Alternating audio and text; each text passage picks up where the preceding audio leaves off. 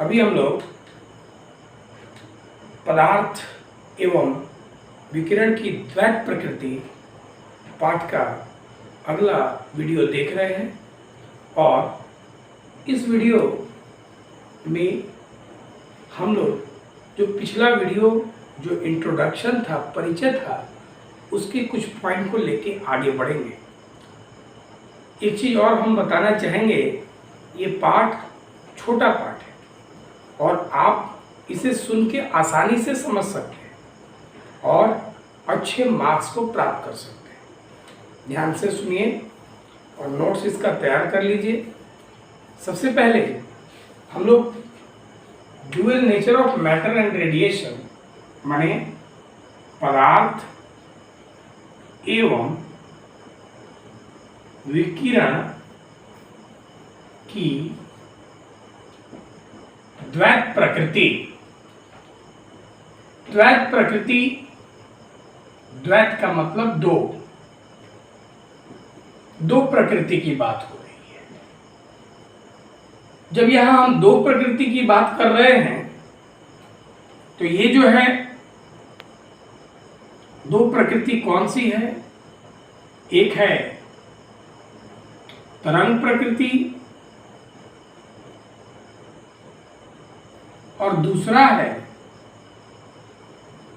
कण प्रकृति। ध्यान से सुनेंगे बात को। यहां दो प्रकृति की बात हो रही है, माने पदार्थ में भी दो प्रकृति है और विकिरण में भी दो प्रकृति है। तो ये पदार्थ में भी दो प्रकृति है और विकिरण में भी दो प्रकृति है। ये विकिरण हम लोग इसमें विकिरण को सबसे पहले लेके चलेंगे, बाद में पदार्थ के बारे में पढ़ेंगे।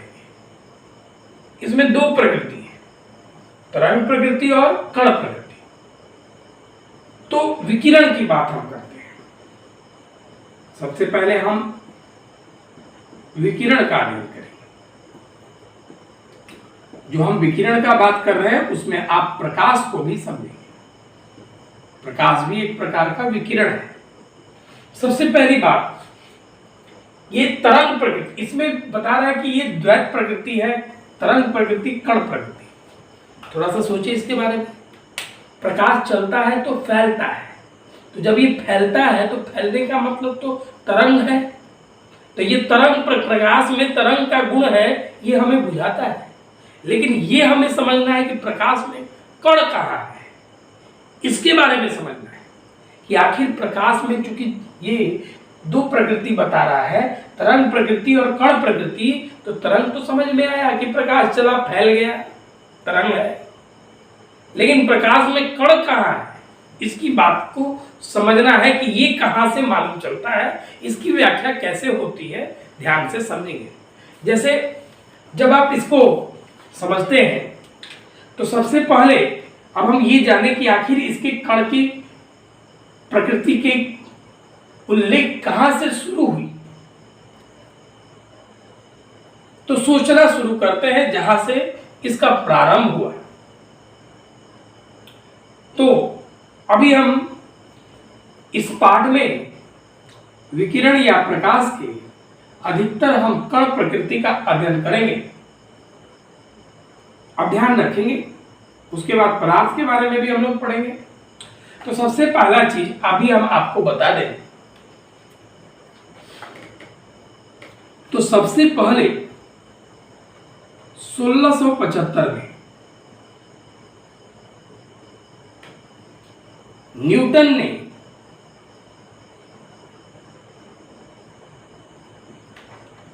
कणिका के सिद्धांत का उल्लेख किया।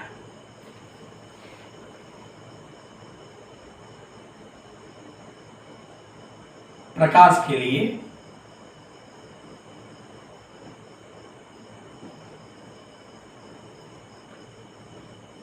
का उल्लेख किया।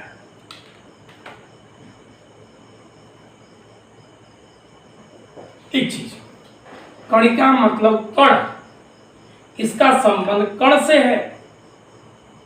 समझेंगे बात को अच्छी तरह से। तो 1675 में ही न्यूटन ने बताया था कि विकिरण और प्रकाश में कण है, लेकिन इसकी व्याख्या में कमियां थी, गलती थी, जिसका सुधार आगे के वैज्ञानिकों ने क्रमागत किया। तो सबसे पहला चीज, ये कण की व्याख्या हम सोचना शुरू करते हैं, कहां से शुरू हुआ। उसके बाद हाइजेंस आए, हाइजेंस ने ये सारी चीज को प्रकाश में पढ़ना है, तो हमको ये चीज को नहीं यहां बताना था, लेकिन समझने के लिए हम यहां कॉन्सेप्ट देने के लिए इस बात को बता रहे हैं। हाइजेंस आए, इसके बाद हाइजेंस ने कहा कि प्रकाश में तरंग है, तो तरंग। अब इसके बाद हाइजेंस के व्याख्या के बाद 1801 में प्रकाश का तरंग गुण सिद्ध होना शुरू हो गया। तो व्यतिकरण का उल्लेख हुआ। फिर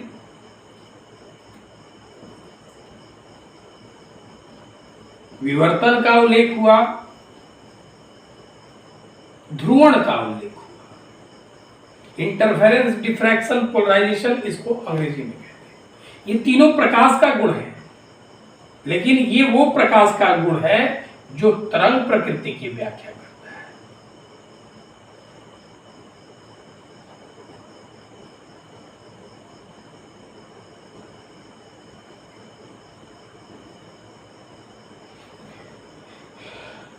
यहां से तो मालूम चला, अगर ये गुण को संतुष्ट किया, इसका मतलब ये मालूम चला कि प्रकाश में तरंग प्रकृति है।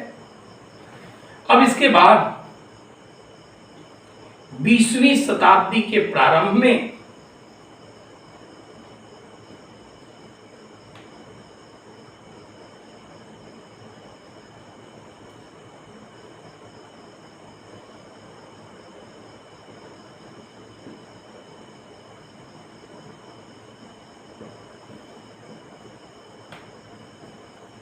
इसके लिए तो बहुत सारे वैज्ञानिकों का योगदान है, लेकिन सबसे ज्यादा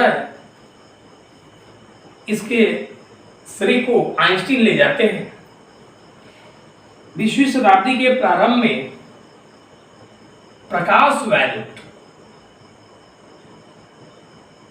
उत्सर्जन की व्याख्या हुई, जो प्रकाश के कण प्रकृति का उल्लेख करता है। अभी हम प्रकाश वैद्युत उत्सर्जन बताने जा रहे हैं, जो प्रकाश के कण प्रकृति के बारे में बताता है।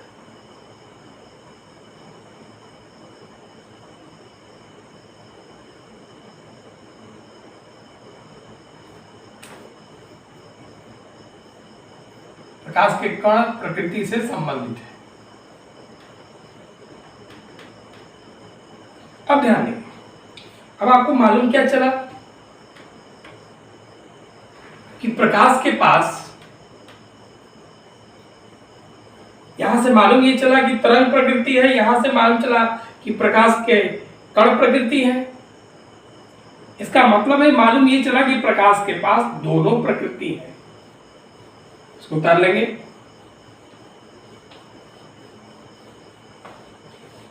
अतः हमें यह ज्ञात होता है कि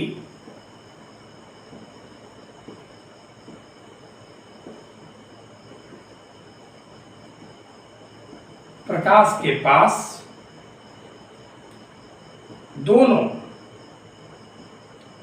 प्रकृति अर्थात कण प्रकृति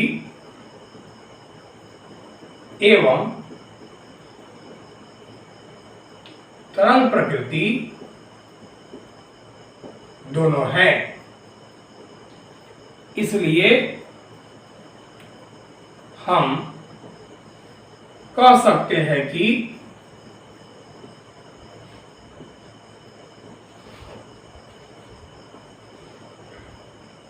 प्रकाश अथवा विकिरण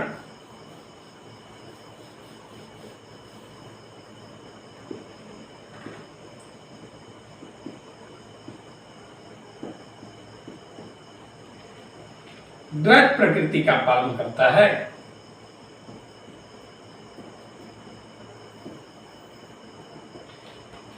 ये प्रकाश के अथवा विकिरण के द्वैत प्रकृति के गुण की व्याख्या कर रहे हैं। अब हम जानना ये चाहेंगे कि आखिर प्रकाश वैद्युत उत्सर्जन क्या है। ध्यान देंगे।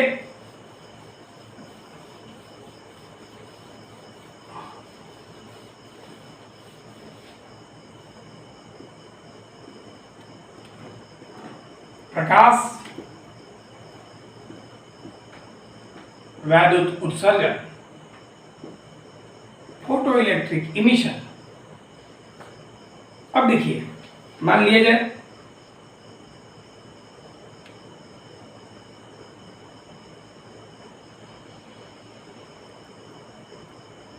ये कोई धातु का सतह है,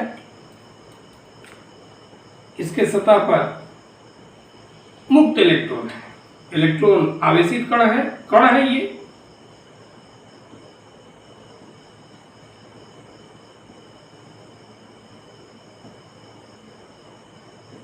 मुक्त इलेक्ट्रॉन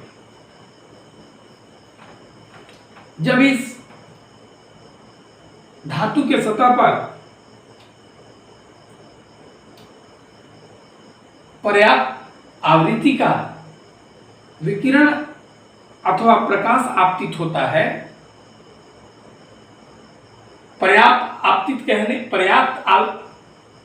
अगर हम कहते हैं तो इसका मतलब है उच्च आवृत्ति। अब इसकी बात समझिए, जैसे ही ये आपतित हुआ तो यहां से इलेक्ट्रॉन बाहर निकल जाते हैं।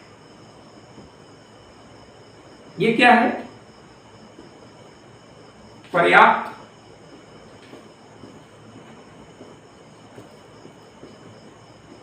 आवृत्ति का विकिरण या प्रकाश। अब देखिए आप, अब ये देखो, जैसे ये इलेक्ट्रॉन निकला, पर्याप्त आवृत्ति कहने का मतलब उच्च आवृत्ति।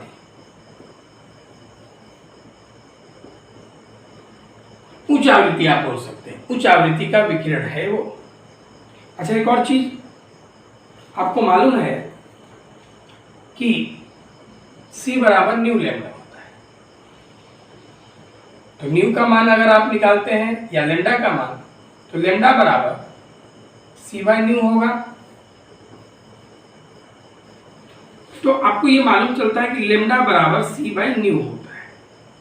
तो जहां आवृत्ति उच्च कह रहे हैं आप, वहां तरंग दैर्घ्य को निम्न भी कह सकते हैं। जिसका आवृत्ति उच्च है उसका तरंग दैर्घ्य निम्न होगा, तो या निम्न तरंग दैर्घ्य बोल सकते हैं आप।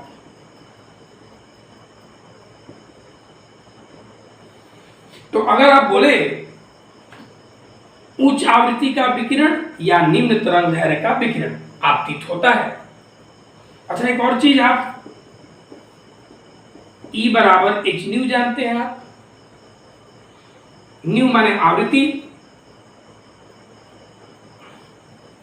अगर आवृत्ति उच्च है, न्यू उच्च है, तो ऊर्जा भी उच्च होगा। तो आप यहां तो लिख सकते हैं उच्च ऊर्जा।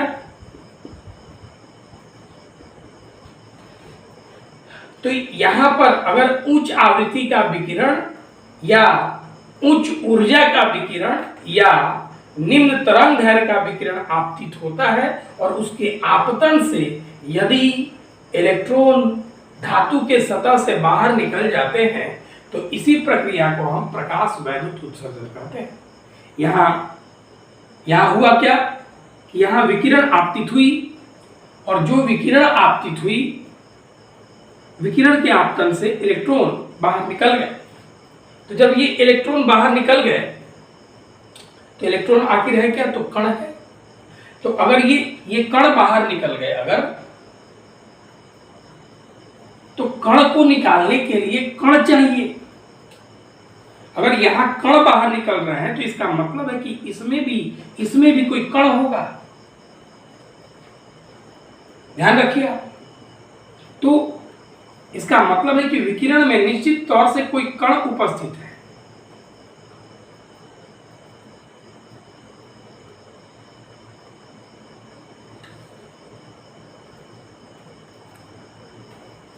ये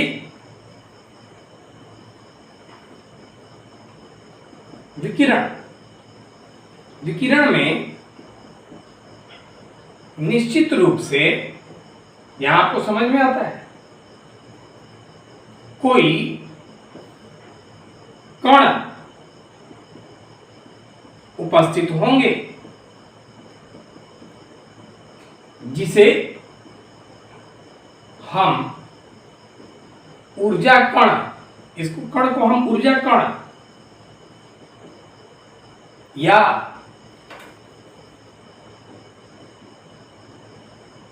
ऊर्जा पैकेट, यही कण है जिसे आप ऊर्जा कण कहिए या ऊर्जा पैकेट कहते हैं, या फोटोन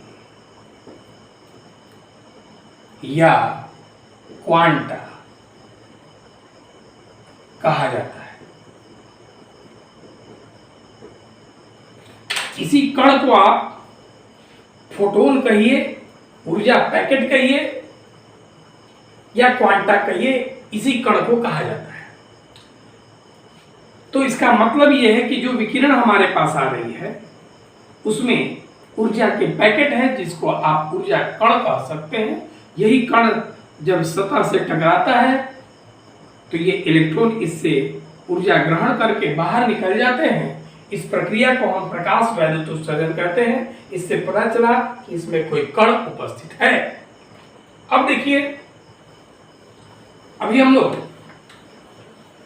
इस फोटोन के गुण के बारे में पढ़ेंगे कि आखिर फोटोन का गुण क्या है।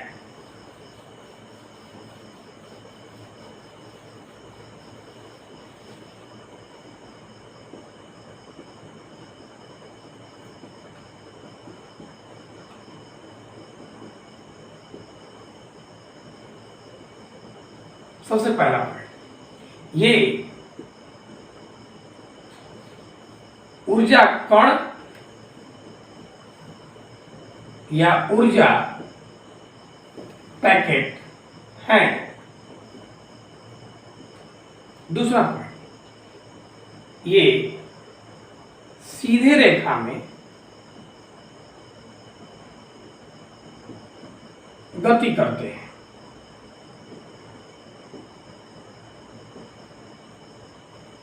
तीसरा पॉइंट, ये विद्युतीय उदासीन होते हैं क्योंकि ये वैद्युत क्षेत्र अथवा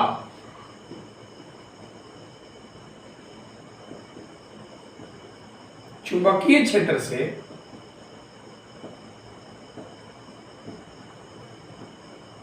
विचलित नहीं होते हैं।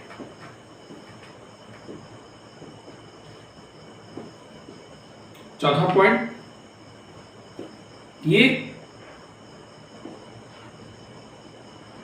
प्रकाश के जाल से गति करते हैं।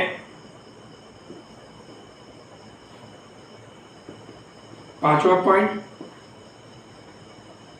माध्यम बदलने से फोटोन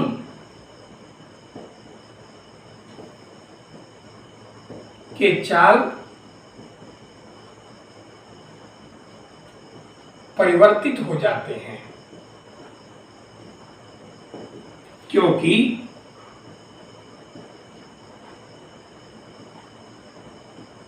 माध्यम बदलने से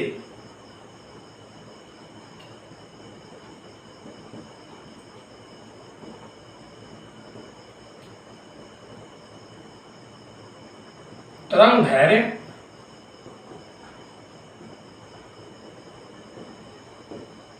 बदल जाता है। माध्यम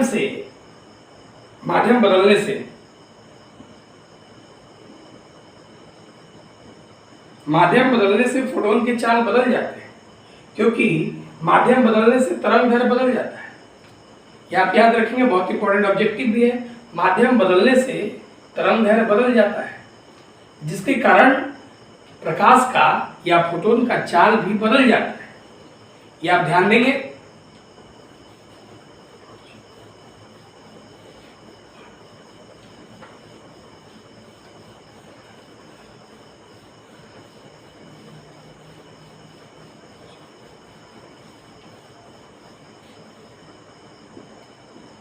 छठा पॉइंट, किसी भी फोटोन का माध्यम बदलने पर आवृत्ति में कोई परिवर्तन नहीं होता है।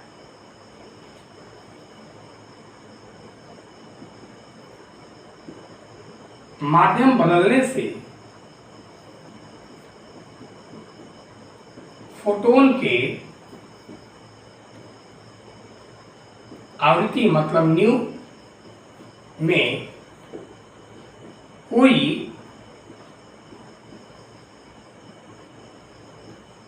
परिवर्तन नहीं होता है। अब देखिए, फोटोन का ऊर्जा होता है E बराबर h न्यू।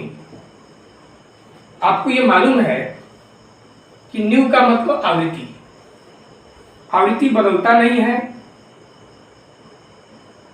h स्थिरांक ही है, तो आवृत्ति नहीं बदलेगा, h नहीं बदलेगा, तो इसका मतलब ऊर्जा में भी किसी प्रकार का परिवर्तन नहीं होगा। अतः हम कह सकते हैं कि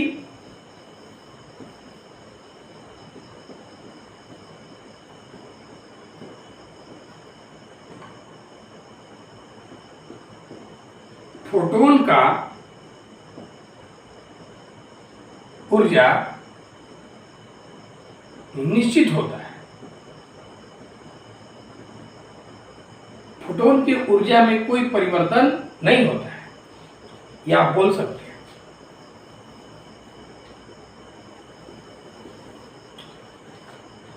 सातवां पॉइंट, प्रत्येक फोटोन का ऊर्जा उसके आवृत्ति से संबंधित होता है और ये दोनों एक दूसरे के सीधा समानुपाती होते हैं। प्रत्येक फोटोन का ऊर्जा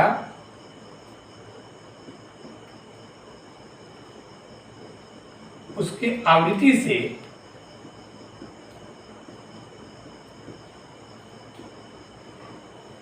संबंधित होता है और ये एक दूसरे के सीधा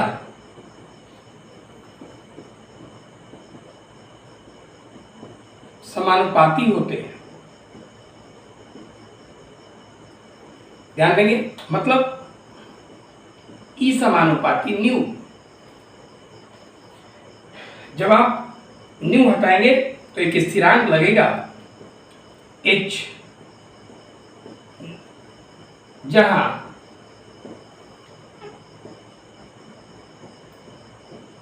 h एक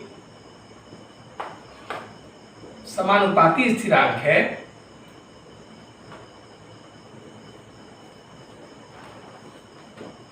जिसे हम प्लांक्स स्थिरांक कहते हैं।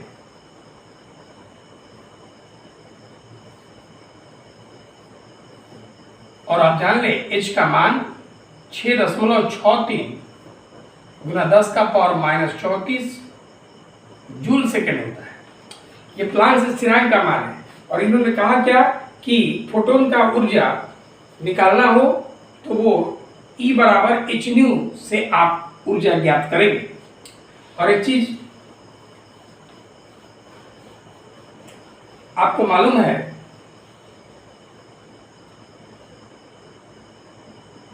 न्यू बराबर सी बाई लेमडा होता है, तो आप E बराबर एच, न्यू की जगह आप सी बाई लेमडा लिख सकते हैं। एक चीज आप जानते हैं, H जिसका मान 6.63 गुना 10 का पावर माइनस 34 है, सी प्रकाश की चाल है जिसका मान 3 गुना 10 का पावर 8 है। इसको आप दोनों का मान लिख के लेमडा को अगर आप रखते हैं नैनोमीटर में, तो ये आपको 1240 बटा में लेमडा, और लेकिन मात्रक होना चाहिए नैनोमीटर में, तो ये आपको ऊर्जा प्रदान करेगा इलेक्ट्रॉन वोल्ट के रूप में, फोटोन का ऊर्जा। आप चाहें तो इसमें लेमडा नैनोमीटर में रख दें तो आपको तुरंत भाग लगाएंगे तो आपको फोटोन का ऊर्जा प्राप्त हो जाएगा।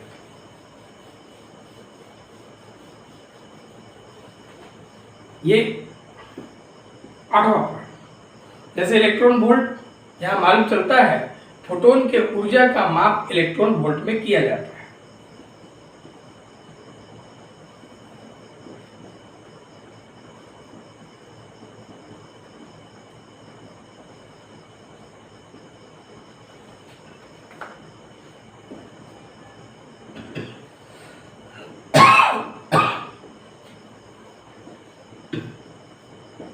किया जाता है मतलब इलेक्ट्रॉन वोल्ट भी ऊर्जा का मात्रक है। इसके बारे में हम थोड़ा सा रफली आपको थोड़ा समझाना चाहेंगे। जैसे आप जानते हैं कि V बराबर होता है W बाई क्यू, तो W बराबर क्यू भी होगा,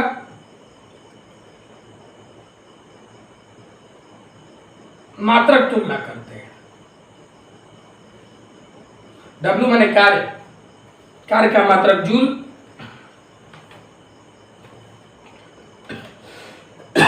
Q आवेश, आवेश का मात्रक कूलम, V विभव, विभव का मात्रक वोल्ट। मतलब मालूम क्या चला कि जूल बराबर कूलम गुना वोल्ट होता है। मतलब आप कूलम जो है उसमें अगर आप वोल्ट से गुना कर दे तो आपको जूल मिलेगा। ये आप ध्यान रखें। तो अगर ये जूल जो है अगर ऊर्जा का मात्रक है तो ये कूलम वोल्ट भी ऊर्जा का मात्रक है। क्यों? क्योंकि कूलम वोल्ट किसके बराबर है? जूल के बराबर है। तो अगर ये ऊर्जा का मात्रक है तो ये भी ऊर्जा का मात्रक है। ये आप याद रखेंगे कि कूलम वोल्ट भी जो है वो ऊर्जा का मात्रक है। अब देखिए, जैसे ये भी हम बता दें कि इलेक्ट्रॉन वोल्ट भी ऊर्जा का मात्रक है। अब देखिए, मान लीजिए कि 1 इलेक्ट्रॉन वोल्ट की बात आ रही है, तो आप इसको क्या लिखेंगे? 1 इलेक्ट्रॉन गुना 1 वोल्ट। 1 इलेक्ट्रॉन का मतलब 1.6 गुना 10 का पावर माइनस 19 कूलम गुना 1 वोल्ट। 1.6 गुना 10 के पावर माइनस 19 में अगर आप 1 से गुना कर दें तो ये वही मान आएगा, कूलम गुना वोल्ट।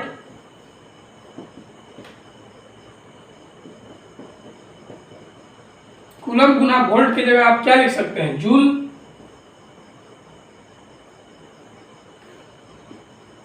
एक इलेक्ट्रॉन वोल्ट बराबर 1.6 गुना 10 का पावर माइनस 19 जूल। अगर ये ऊर्जा का मात्रक है, इसका मतलब ये भी किसका मात्रक है? ऊर्जा का। आप चाहे तो नोट में लिख सकते हैं, इलेक्ट्रॉन वोल्ट एक ऊर्जा का मात्रक है।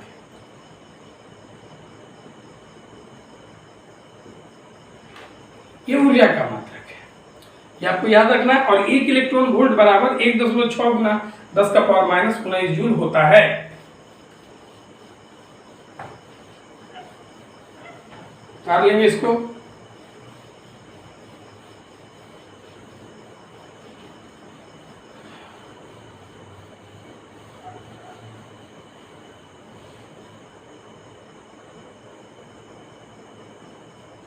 नौ पॉइंट देखते हैं।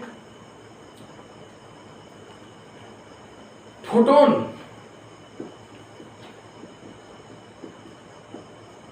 और ऊर्जा कण के बीच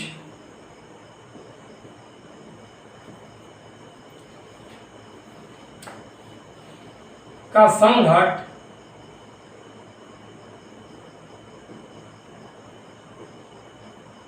पूर्णतः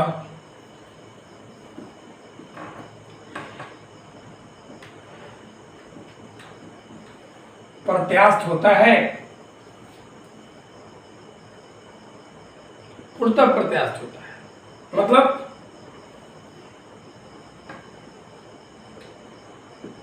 इनके बीच के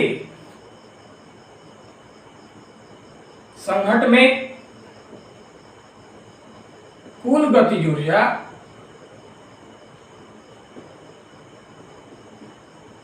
एवं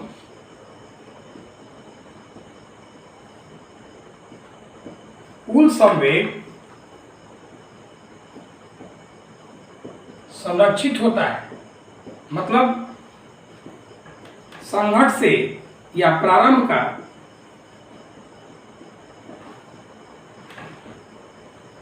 कुल संवेग बराबर अंतिम का कुल संवेग। फर्स्ट ईयर में पढ़े थे प्रत्यास्थ संघट, कुल संवेग और कुल गतिज ऊर्जा दोनों संरक्षित होता है। प्रारंभ का कुल संवेग बराबर अंतिम का कुल संवेग, या यहां लिख सकते हैं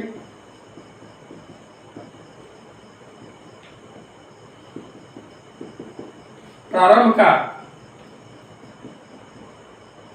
कुल गतिज ऊर्जा बराबर अंतिम का कुल गतिज ऊर्जा। यह हुआ। अगला पॉइंट इसका कि फोटोन का द्रव्यमान निश्चित नहीं होता है।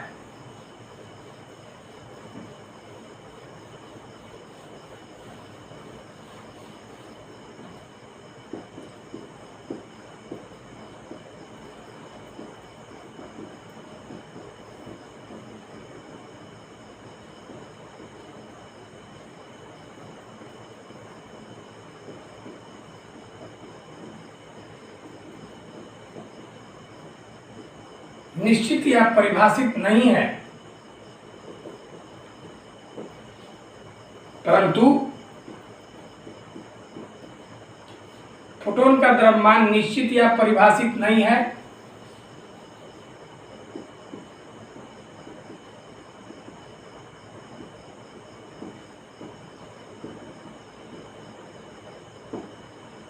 परंतु फोटोन का स्थिर द्रव्यमान शून्य होता है। फोटोन का जो स्थिर द्रव्यमान है वो शून्य होता है, ये याद रखेंगे।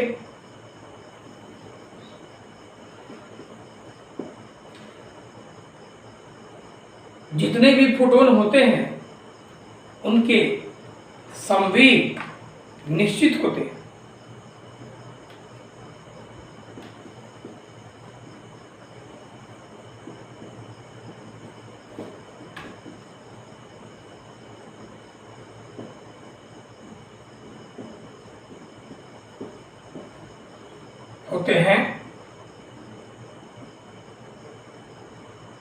जिसका संबंध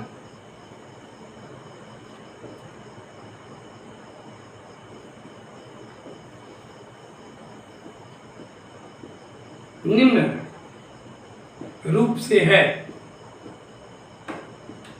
ध्यान देंगे। जैसे अभी आपने जैसे मान लिया कि ये फोटोन है,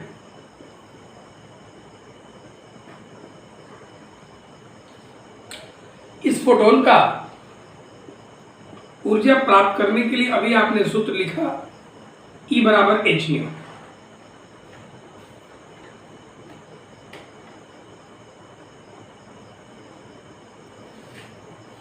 लेकिन वही आइंस्टीन ने बताया था कि कोई भी विकिरण हो, उस विकिरण का ऊर्जा, फोटोन का ऊर्जा E बराबर mc² से प्राप्त करेंगे। परंतु हम जानते हैं कि इसका ऊर्जा आप E बराबर mc² से प्राप्त करेंगे। E बराबर mc²। ध्यान दीजिएगा इधर, ये हमने कहा इसको हम मान लेते हैं समीकरण 2। तो ये भी जो है इसी विकिरण का ऊर्जा है और ये भी इसी विकिरण का ऊर्जा है, ये दोनों ऊर्जा बराबर है, E और E बराबर है। तो हम समीकरण 1 और 2 से हम लिख सकते हैं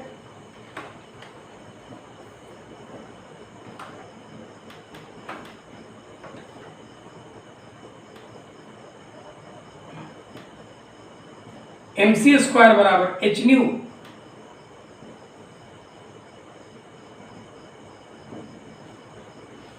अब इसके बाद देखिए, आपको मालूम है कि न्यू का मान होता है c बटा लेमडा। इसको हम चौथा समीकरण मान लेते हैं समीकरण 3 और 4 से।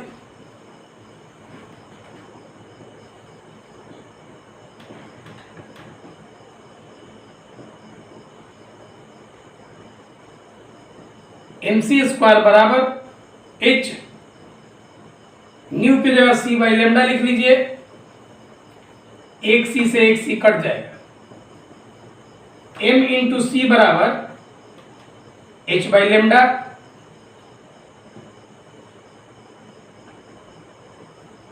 ये समीकरण 5 है। अब देखिए, आपको ये मालूम है कि कोई भी विकिरण हो और विकिरण में चलने वाली फोटोन हो, वो सीधी रेखा में चलती है।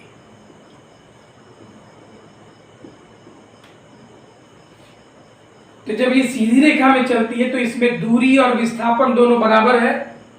तो जब दूरी विस्थापन बराबर है तो चाल और वेग भी बराबर होंगे। तो आप चाहे तो वेग की जगह आप चाल लिख सकते हैं। तो अब देखिए, आप संवेग बराबर द्रव्यमान गुना वेग होता है।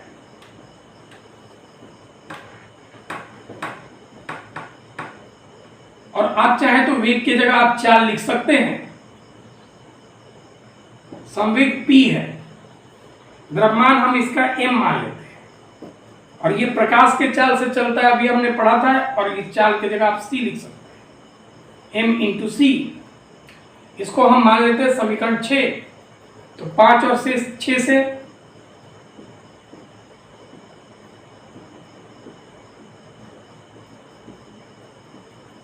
m इंटू सी की जगह p लिख सकते हैं। तो p बराबर हो गया h बाई लेमडा। आप यहां से चाहें, ये संवेग तो निकल गया, आप चाहे तो लेमडा का मान निकाल सकते हैं। तो लेमडा बराबर हो जाएगा h बटा p। आगे इसका उपयोग करेंगे हम लोग डी ब्रोगली तरंग दैर्ध्य में। इसको उतार लेंगे, बहुत इंपॉर्टेंट पॉइंट है ये। अगला पॉइंट,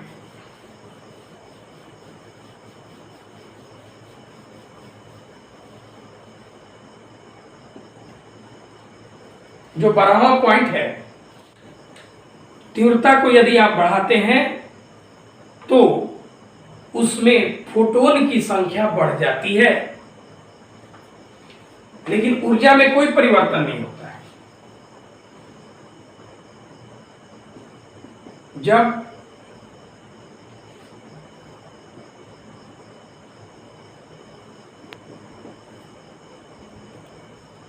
विकिरण अथवा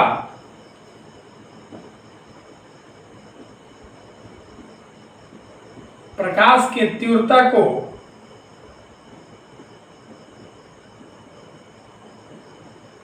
बढ़ाया जाए तब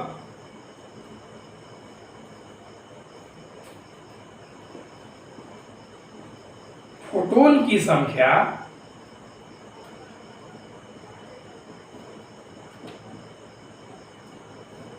बढ़ जाती है।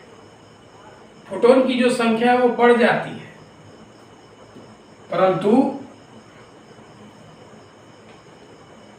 ऊर्जा में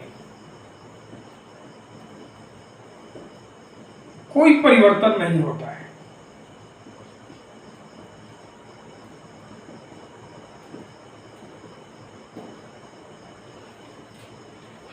ध्यान दीजिए, अच्छी तरह से पढ़िए। Thank you.